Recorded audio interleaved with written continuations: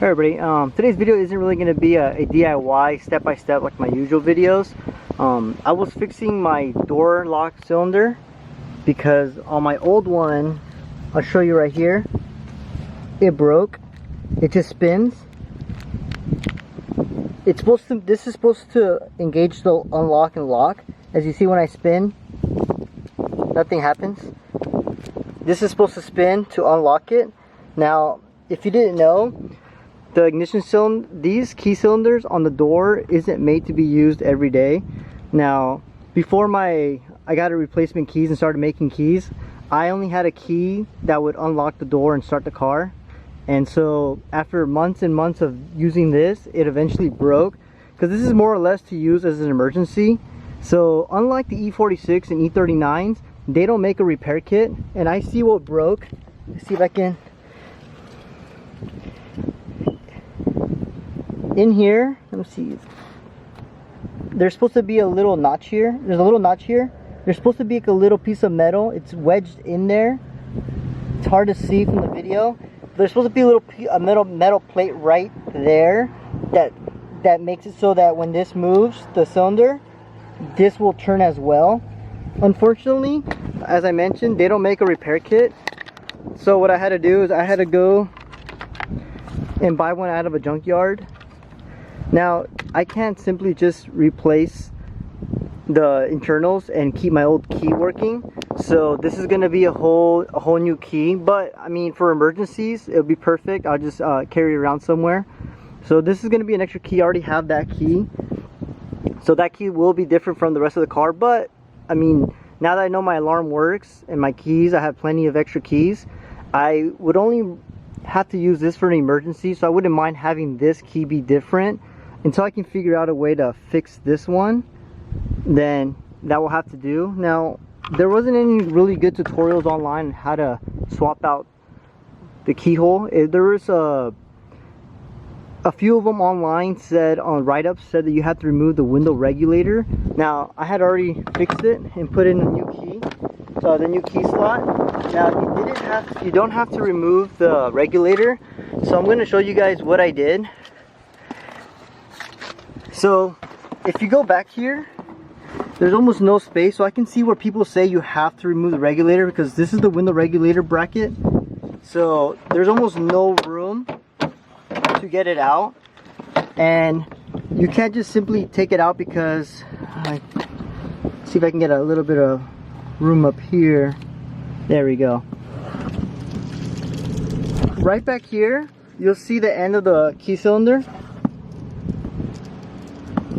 You'll see right here the end of the key cylinder. It goes into the door lock actuator. So kind of moving this out wouldn't really work, because when you move it out, it's gonna just go into the door lock actuator. It's just gonna press inside of it. So it was really difficult. So what I ended up doing is, there's a bolt here, there's a bolt right here, and then there's a bolt up here and right here, and this is for the window regulator. And so you just undo this the little latch for it, so it just goes out like this.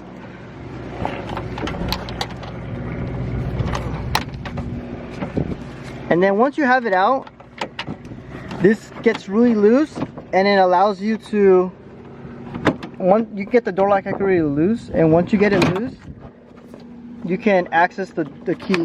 Now you can take out the door lock from there. And you see?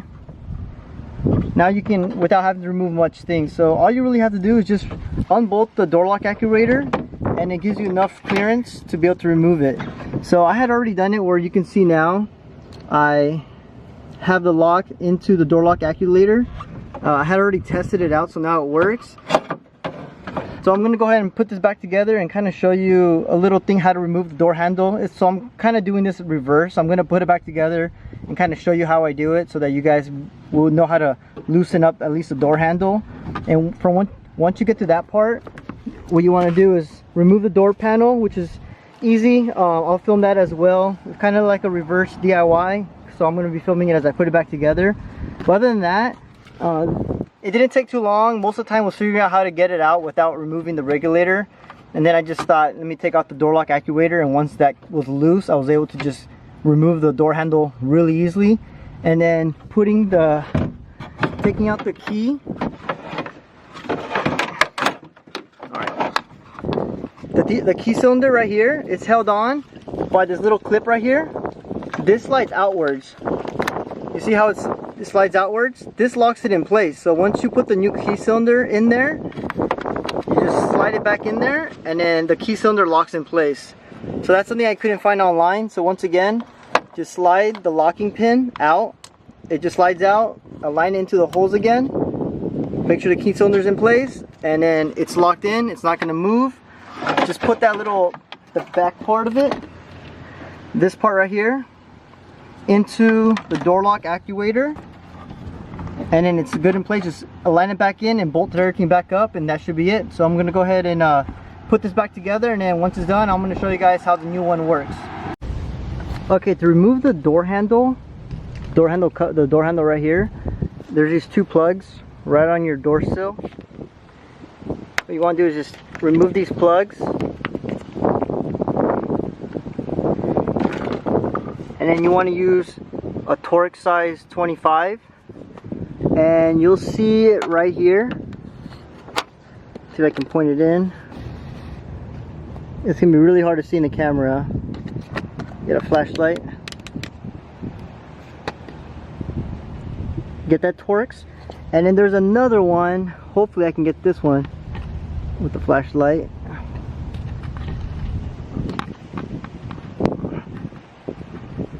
It's gonna be very hard to get it. Well, what you want to do is you want to loosen up this one, and then when you do loosen it up, that's gonna loosen up this one right here. It'll loosen up this one right here, and then when you loosen up this one, once you loosen up these two, this would pop out. And the door handle on this one, there's a little lever, a little notch that goes down into a hole that's in the lever. So this one goes down, and then this part pops forward. So remember, on this side facing the fender, it's gonna go downwards because there's a little pin that goes down, that goes into the hole in the actual door handle. So you'll push this down, and then this one has something that goes straight in, and you pop it out. Okay, now that you have the lever removed, you're gonna want to take out this base plate right here. So what you want to do is you want to loosen this one up, and when you loosen it, if you're gonna be removing everything, you want to completely take this out. But before you do that, it is a Torx 20 size. And what you want to do is be very careful, because if you look back here, there was a small little nut holding it down. So I didn't notice that when I was doing it. I thought it was going to stay put, and then it fell down, but luckily I found it. So maybe put a piece of tape over it so it catches it, or just have someone hold it if you have a small enough socket.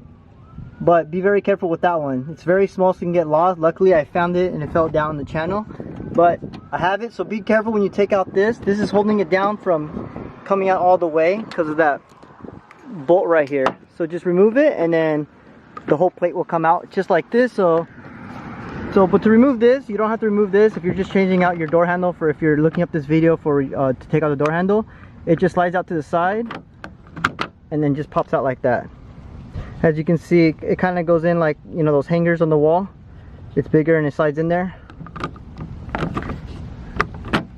just like that. The one thing you want to do is, I will point out, because I had problems, I had a little issue with mine when I was putting it back in.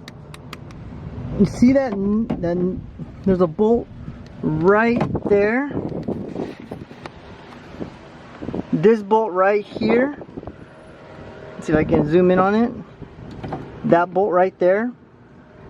When you put it back in, you have to make sure that it's behind. So you can have problems if this bolt is far out and then you don't lock the handle in place. You might find yourself getting a little stuck. So just make sure that that bolt is inward, it's inside, like it's flush with the bolt. Otherwise, if it gets stuck behind this little plastic piece right here, this little plastic piece right there, it's gonna be hard for you to get the handle back into the notch, because it notches into the little mechanism right here. So you see how the little, I'm gonna see if I can zoom in a little bit. Okay, you see how the little plastic piece is a little roughed up? Is because I had the bolt extended out, and then it got a little stuck, so I wasn't able to push the lever right here down inward to be able to get my Torx 25 through a little hole to be able to adjust it, because you're supposed to push it in, put the lever in, and then adjust that lever so it locks the lever into the mechanism. And I had a little issue with that, so it was easier if you make sure that thing's evened out with the bolt. That way, in case you have to set it back in place, you won't have any issues. So that's the only issue I had with the door handle. Other than that, it was fairly easy. That's the only issue. I wanted to point that out because that gave me a little bit of trouble when I was trying to put the lever back in. It wasn't locking in place. Normally what you do is just this little lever right here, you can kind of see me move it. That's what you use. I pushed it in, I put the lever from the outside, and then I pushed it in, and then I locked it in place. And with my other hand I adjusted the little bolt through the hole. It wasn't too hard doing it by myself. It was hard. I couldn't be able to film it, obviously. It would have been really hard to film it. So that's all you got to do, is just use the bolt. Use the Torx 25 with the other hand, your left hand, do it this way, and then press the lever in, and you should be able to get that lever back in place. And then once it's locked, once you bolt it back in, everything should be done, and everything's ready to put back together on the door panel. Okay, to put the door panel back on, so just do this reverse when you're putting it when you're taking it off. Since I already taken it off, I didn't film it. What you want to do is make sure you have all the wires out. So the one I like to do is the door handle,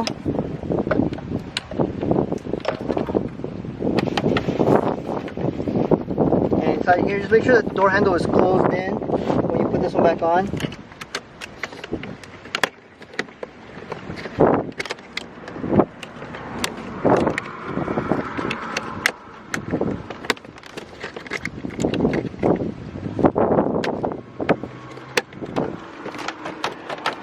Test it out. This is going to be for the door lock, so make sure when you put the panel back in, you put it inside the hole right here first. So this is for the light right here. Now everything's going to plug into the correct spot, so you won't put things in the wrong spot. The airbag one, you kind of lift it up, and this pops out a little bit. It lets you connect it back easier. Then locks in place. Then we have your speakers, and then we have these speakers right here. And like I said, they only connect to the correct slot, so don't worry about connecting things in the wrong place. They would only connect to the correct place. And this is for the window switch, and this last one down here is for the pathway lights on the bottom, the floodlights. Now I have previously, when I took it out, I've taken this out a few times because I did an interior swap. So I have some broken panels, broken things here. Don't worry about it. I'm going to replace these, but you'll have some. So what you want to do is you want to line this up. Make sure that you put the door lock.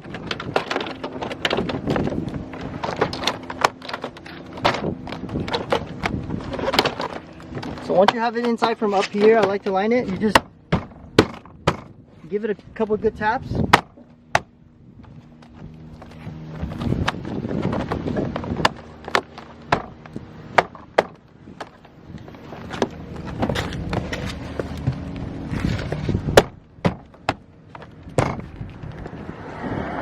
And over here there's a bolt.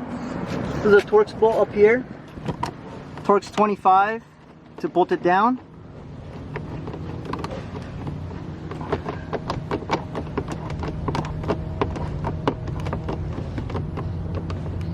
Which is hidden behind this little plug.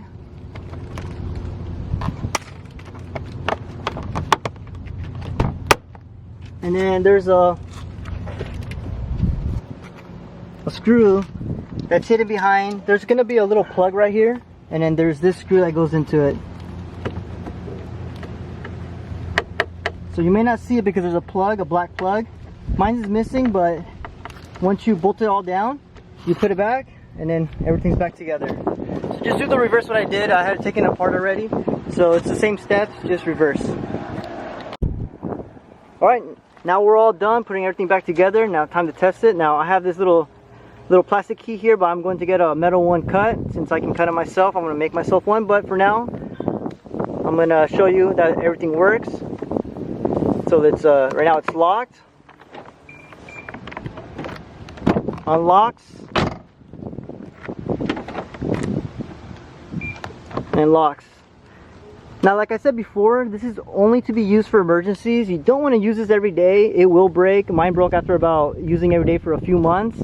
I had many people tell me that theirs broke because their alarm stopped working on their keys. So if you're stopped working and you're using this, try to get that key fixed or replaced, because eventually this will break and there's no repair kits. You're gonna have to switch the whole cylinder out. So thanks everyone for watching. I know this was a DIY long in the making, because I wasn't really sure how to change it out, and so I found I'm gonna just realize I had to replace the key cylinder, which I did, and everything's perfect. Now I don't have to worry about my key dying on me, my battery dying, and then I can't get inside for any reason. Thanks everyone for watching. Subscribe below if you haven't. Like the video. Follow me on Instagram if you don't. Thanks everyone for watching.